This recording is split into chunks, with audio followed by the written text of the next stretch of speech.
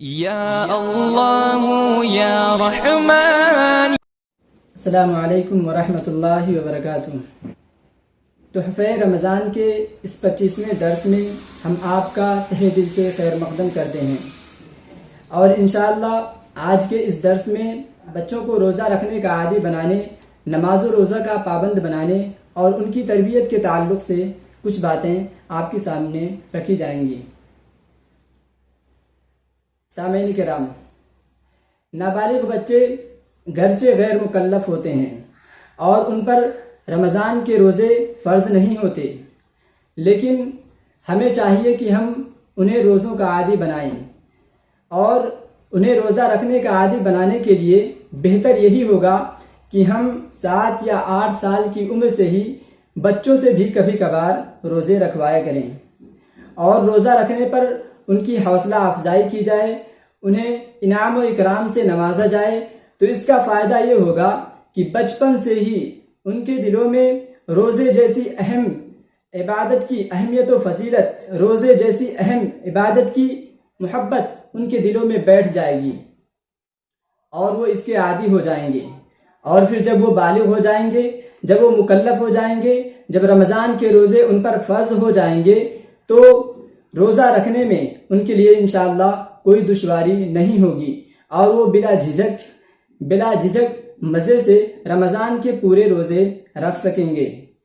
اسی طرح سے اللہ کے رسول صلی اللہ علیہ وسلم نے نماز کے تعلق سے بھی فرمایا ہے کہ مروا اولادکم بالصلاۃ وهم ابناء 7 سنین واضربوهم علیہا وهم ابناء 10 سنین، یعنی اللہ کے رسول صلی اللہ علیہ وسلم فرماتے ہیں کہ اپنی اولاد کو نماز کا حکم دو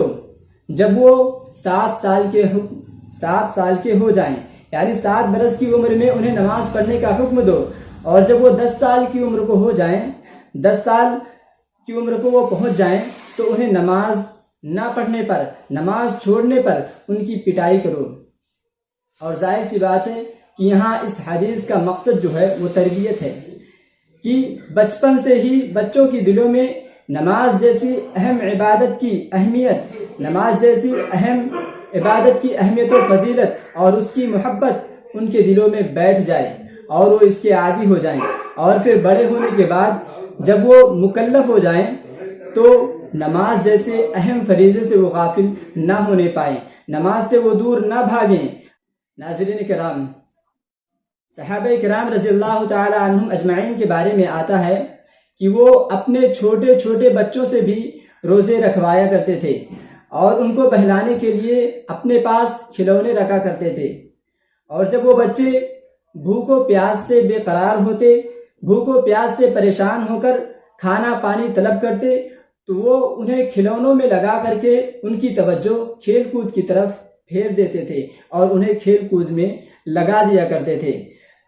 چنانچہ بخاری و مسلم کی روایت میں ایک صحابیہ رضی اللہ تعالی عنہ کے بارے میں آتا ہے کہ وہ فرماتی ہیں کہ وہ خود تو روزہ رکھتی تھیں، اور ساتھ ساتھ میں اپنے چھوٹے بچوں سے بھی روزہ رکھوایا کرتی تھیں، اور انہیں اپنے ساتھ مسجدوں میں بھی لے جایا کرتی تھیں، اور جب وہ بچے بھوک و پیاس سے نڈھال ہوتے تو انہیں وہ کھلونوں میں لگا کر کے بہلاتی پھسلاتی، یہاں تک کہ افطاری کا وقت ہو جاتا تھا۔ اور اسی طرح سے امام ذہبی رحمۃ اللہ علیہ نے کتاب سیر اعلام النبلاء کے اندر نقل فرمایا ہے کہ حضرت عمر رضی اللہ تعالی عنہ کے دور خلافت میں رمضان المبارک کے مہینے میں آپ کے پاس ایک بوڑھا شخص لایا گیا جو کہ شراب پینے کی وجہ سے نشے میں تھا، تو حضرت عمر رضی اللہ تعالی عنہ نے فرمایا کہ تمہارا برا ہو، تم رمضان کے مہینے میں شراب پیتے ہو جبکہ ہمارے بچے روزہ رکھتے ہیں۔ سامعین کرام، یہ تھے ہمارے اسلاف جو کہ اپنے بچوں کی دینی تربیت کے بارے میں کس قدر حساس ہوا کرتے تھے، جنہیں اپنے بچوں کی دینی اور اخلاقی تربیت کی کتنی فکر ہوا کرتی تھی۔ لیکن موجودہ زمانے میں کم ہی والدین ایسے ملیں گے جنہیں حقیقت میں اپنے بچوں کی صحیح تربیت کی فکر ہوگی۔ روزہ ہی کو لے کر آپ دیکھ لیجئے کہ بہت سارے نوجوان آپ کو ایسے ملیں گے جو کہ روزہ نہیں رکھتے ہیں، اور ان کے والدین کو بھی اس بات کی خبر ہوتی ہے، لیکن اس کے باوجود بھی وہ ان پر ذرا سی بھی سختی نہیں کرتے، اور الٹا یہ بہانے تراشتے ہیں، الٹا یہ بہانے بناتے ہیں کہ ابھی انہیں روزہ رکھنے کی ضرورت نہیں ہے، ابھی تو یہ چھوٹے ہیں، اور بڑے ہو جائیں گے تو یہ خود بخود ضرور روزہ رکھنے لگیں گے۔ لیکن وہ اپنے بچوں کی لاڈ و پیار میں، اپنے بچوں کے لاڈ اور پیار میں اس بات کو بھول جاتے ہیں کہ ان کی یہ غفلت ان کے بچوں کو دین سے کس قدر دور کر رہی ہے، اور اس کے کیسے کیسے خطرناک نتائج آگے دیکھنے کو مل سکتے ہیں۔ سامعین کرام، اولاد کی بے دینی اور نماز و روزہ سے ان کی غفلت پر والدین کا یہ وتیرہ، والدین کا یہ طرز عمل بظاہر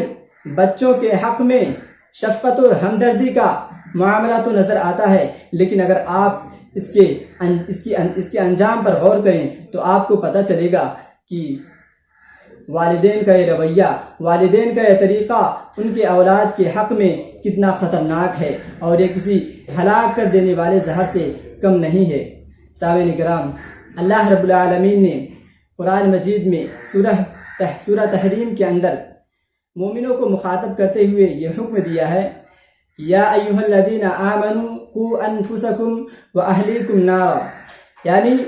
اللہ رب العالمین کا فرمان ہے، اللہ رب العالمین کا یہ حکم ہے کہ اے ایمان والو، اپنے آپ کو اور اپنے اہل و عیال کو جہنم کی آگ سے بچا لو۔ یعنی اس آیت کریمہ کا مطلب یہ ہے کہ تم اپنے آپ کو اعمال صالحہ کر کے جہنم سے بچا لو، اور ساتھ ساتھ میں اپنے اہل و عیال کی، اپنی اولاد کی دینی اور اخلاقی تربیت کر کے، اپنی اولاد کی صحیح بہترین تربیت کر کے انہیں بھی اعمال صالحہ کا عادی بنا دو، تاکہ وہ بھی جہنم کی آگ سے بچ سکیں۔ لہذا پتہ یہ چلا کہ اولاد کی دینی اور اخلاقی تربیت کرنا والدین کی بنیادی ذمہ داری ہے، اور جس طرح سے والدین کے لیے یہ ضروری ہے کہ وہ اپنے بچوں کے لیے کھانے پینے اور دیگر ضروریات زندگی کا انتظام کریں، اسی طرح سے اس سے کہیں زیادہ ضروری ہے کہ وہ اپنے بچوں کی صحیح تربیت کریں۔ ناظرین کرام، حدیث کے اندر اس بات کو واضح طور پر کہہ دیا گیا ہے کہ ہر شخص راعی ہے، یعنی ہر شخص ذمہ دار ہے، اور اس سے اس کی رعیت، یعنی جو لوگ اس کے زیر کفالت یا اس کے ماتحت ہیں یا اس کی ذمہ داری کے تعلق سے اس سے سوال کیا جائے گا، اور اسے جواب بھی دینا پڑے گا۔ اللہ کے رسول صلی اللہ علیہ وسلم نے فرمایا، الا کلکم راع وکلکم مسئول عن رعیتہ، یعنی خبردار، اللہ کے رسول صلی اللہ علیہ وسلم فرماتے ہیں کہ خبردار، تم میں سے ہر شخص ذمہ دار ہے، ہر شخص راعی ہے، اور اس سے اس کی رعیت کے تعلق سے سوال کیا جائے گا۔ لہذا معلوم یہ ہوا کہ لوگوں کے روزہ نہ رکھنے اور نمازوں کے ترک کرنے اور گناہوں کے ارتکاب کرنے کا ذمہ دار والدین بھی ہیں، اور قیامت کے دن بلا شک و شبہ انہیں اپنے بچوں کی بدعمالیوں کا جواب بھی دینا پڑے گا۔ اس لیے مسلمانوں کو چاہیے کہ وہ اپنے بچوں کی دینی تربیت کی فکر کریں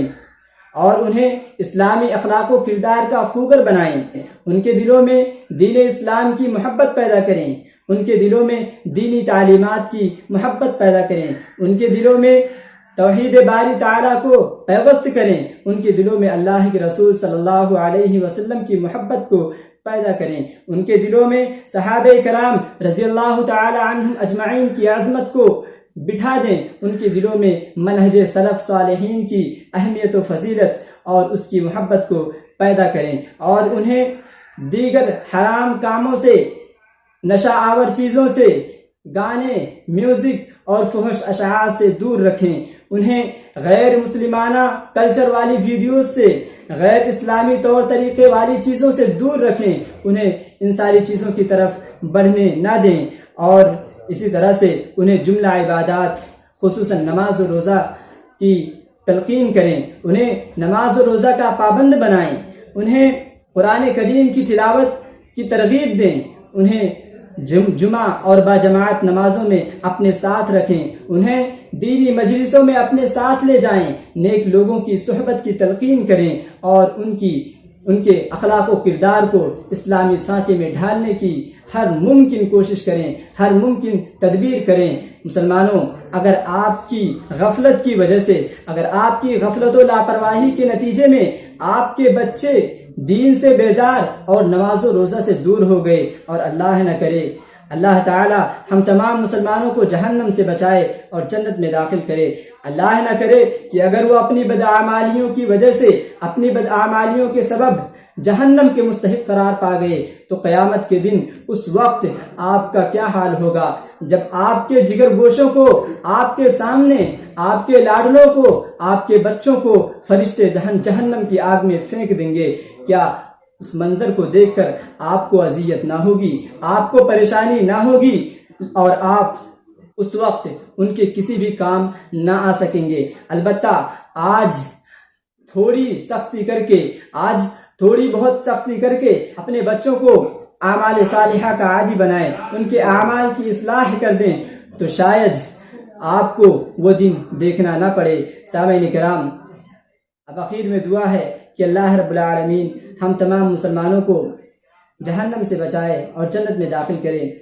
اور اللہ رب العالمین تمام کے تمام والدین کے لیے ان کی اولاد کو ان کی آنکھوں کی ٹھنڈک بنائے، اور انہیں اپنے بچوں کی دینی اور اخلاقی تربیت کرنے کی